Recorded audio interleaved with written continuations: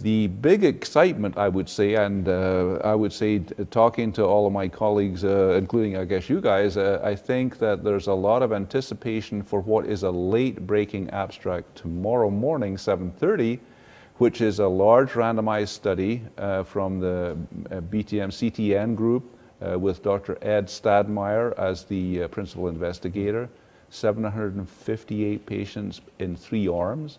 Those 3 arms are single transplant with consolidation, 2 transplants, or just a single transplant with all patients receiving the lenalidomide maintenance. And I think the shock to all of us, I think, is that using a 38-month evaluation time point, the outcomes show no differences at this point. There is no difference in these progression-free survival data. And so I think pretty stunning information, I would say, which kind of flies in the face of some other material presented at this meeting, and also some information presented at our last ASH meeting, indicating a value for tandem possibly in high-risk patients and maybe even beyond that.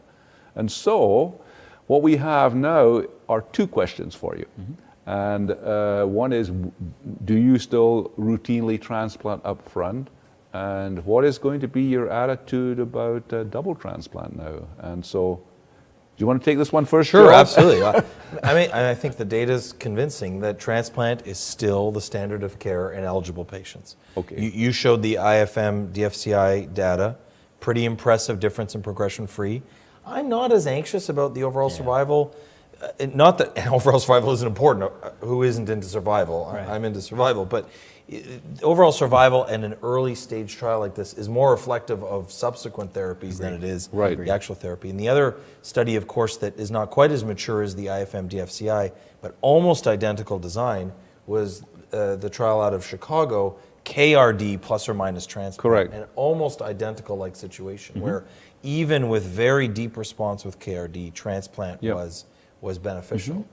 As for doing double transplants or even consolidation, frankly, I mean, we haven't been doing a lot of it already, and I don't think we'll be doing much more of it. And I think this stamina study is very important, and it reflects the fact, in particular in the US, that with a VRD-like approach up front and a single transplant, the depth of response is so good that adding a whole lot more intensely right then isn't going to change the situation. What's going to change the situation is keeping that maintenance on for a long period of time, which all 3 arms got here. So it kind of confirms, I think, what our gut feeling was, and it's, I think, reassuring to patients that going to a second transplant is tough on them.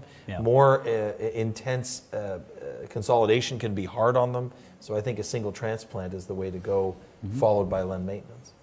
So what do you think? So I think, this is a really hot button question amongst patients. There are patients who come in and say, I don't want a transplant from the outset. Or there are patients that will say, tell me about the pros and cons of one or the other. And the way I think about it is, we've got the tools right now to really make major impacts on long-term progression-free and overall survival. So when Ajay Nook at our group looks at our median progression-free survival for all of our patients who got RVD up front with a transplant, it's close to 60 months. That's 5 years for first remission, right? So that's a pretty substantial number. And I think that the other piece is, there are subsets of patients that in 2016 we are curing. Yes, and absolutely. It's not a huge subset, but it's a subset, probably around 15 to 20%. And to not offer them an early transplant is perhaps denying them their access to that potential cure. Absolutely, so while I listen to patients when they say, I don't want to have my transplant now, and we've got a few rules about who can fall in that category, I will tend to encourage patients to have it, to give them the highest chance of being in that cure group. Absolutely, absolutely. So I clicked back to this slide because you mentioned something which I think does become important, is that right now these numbers show here, you have these survival numbers with what we have, with VRD and then with transplant. But 60 months is what I'm saying for PFS. Yes, yes. Right, as opposed to 46. As opposed to 46. Yeah, but with transplant? Yeah. Yeah, this is without transplant. That's what I'm saying. So you're losing PFS. Right, right. And so I think that, and do you feel the same way about the impact for patients where the avoidance of the double transplant and the lack of a need for consolidation? Very good news, right? Yeah, I mean, yeah, absolutely. The double transplant, I think, in many ways is a surrogate for access to the new combinations. Yes, exactly. So if you can get VRD up front, then you probably don't need a tandem transplant. Exactly, exactly.